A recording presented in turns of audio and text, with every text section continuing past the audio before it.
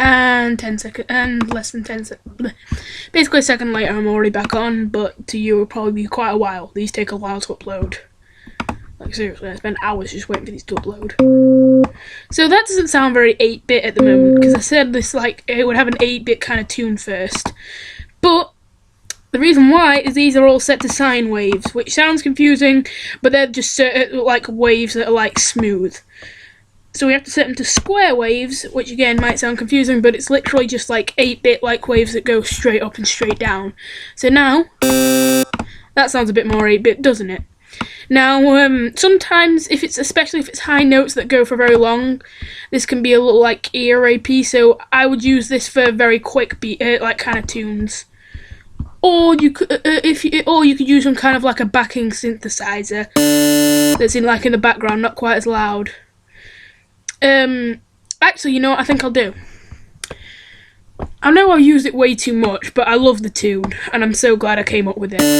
I'm gonna do a slowed down version of Optimism. If you haven't heard that, I made a song that wasn't very good actually. I think I repeated it way too much, but the actual tune was really catchy, and that's why. So I'll this is just in case you're wondering, this is how I did it. I put D, F, A, C, and then changed the first note a couple of times, and then once I did it 4 times, I did it to D, F, C, like a high C, and then a low C. So now if you listen.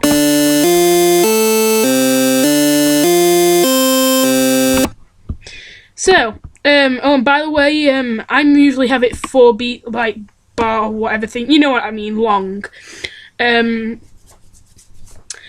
Like, at first I did them all 1 long, because I thought that's what it was supposed to be like, because that's what the step sequencer is all automatically like, and really, it doesn't ruin the song if you don't use it like the way I'm doing it, but I would recommend doing it this way. It just feels a lot, it sounds a lot better to me, and it often saves quite a bit of work. So let's put in the 3 times oscillator. Wait, what? Oh, don't tell me I did this in main tune. Oh no, sorry, for a second I got mixed up. Yeah, sometimes you have to click the pattern again, so it paints that and not the main tune. So, oh yeah, another way of doing it, this is the best way of doing it, but I just didn't learn it this way because I found it out when I've already used to doing it the way I do it now. But you can also just change the playlist here and then it'll do it. So let's listen to it now.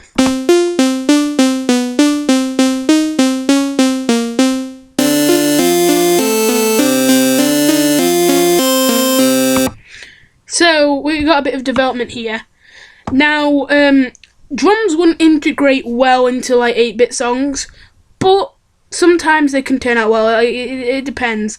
I'm going to still add in drums here because, of course, I have to cover drums.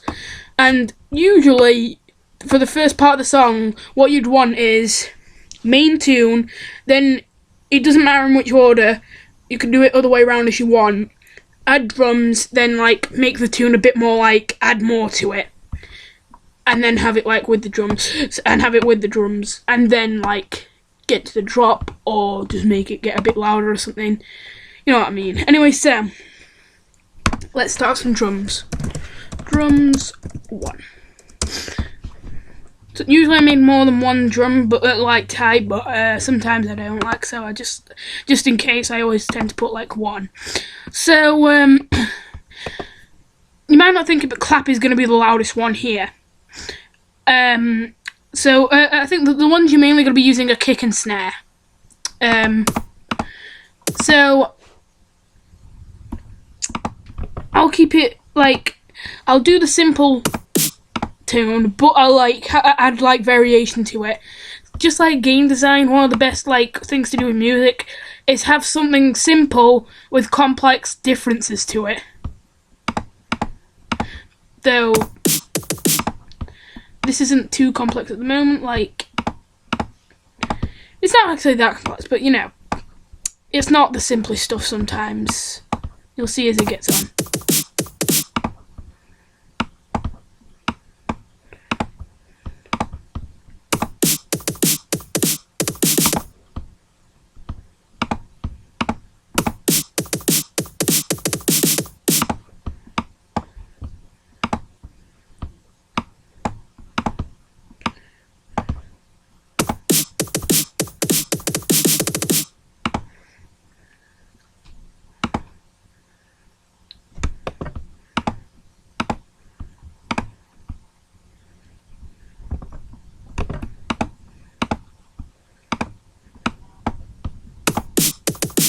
Sorry, I'm being a bit silent.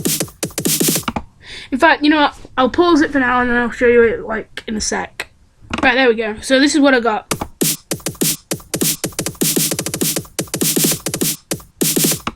Not the best, but I think it's turned out pretty good.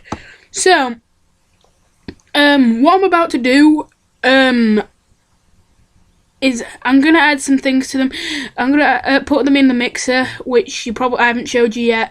I'll cover it in another video because it isn't that confusing, but it's just when you look at it, it's so overwhelming that like it's not as bad as it looks, but like it's just gonna scare you off. So, so as not to make any jumps, I'm just gonna like not show you how I've done this. I'll show you it in another video. I'm gonna go on too long about this. I'll just pause it again.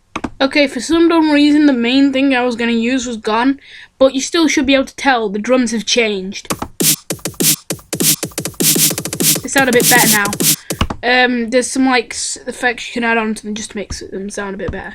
So I'm not sure how this will sound integrated in. It probably won't like mix very well because again this is 8-bit and because I'm keeping it simple. So let's give it a try though. Might work pretty well.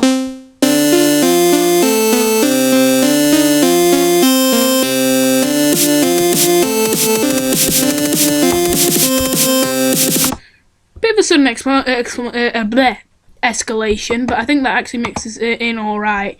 So, I'll copy paste those into here.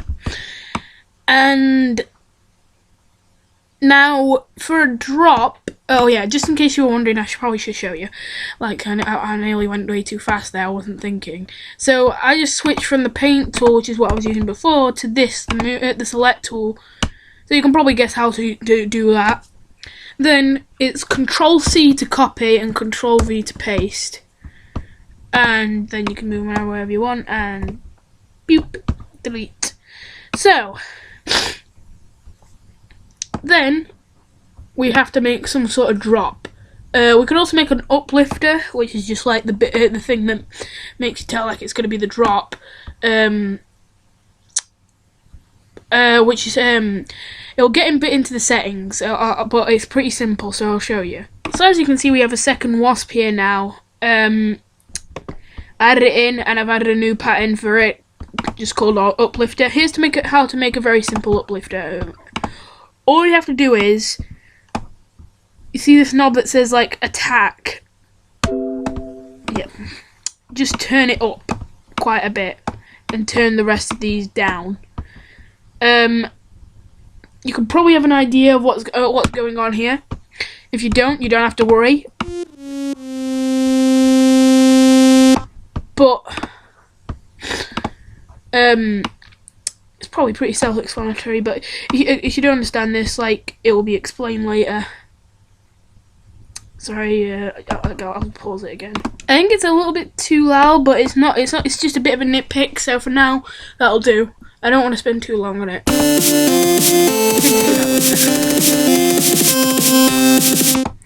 So actually, to be honest, you couldn't hear that very well, so maybe I do need to make it a bit louder. Oh yeah, I probably should have mentioned this because it's pretty simple.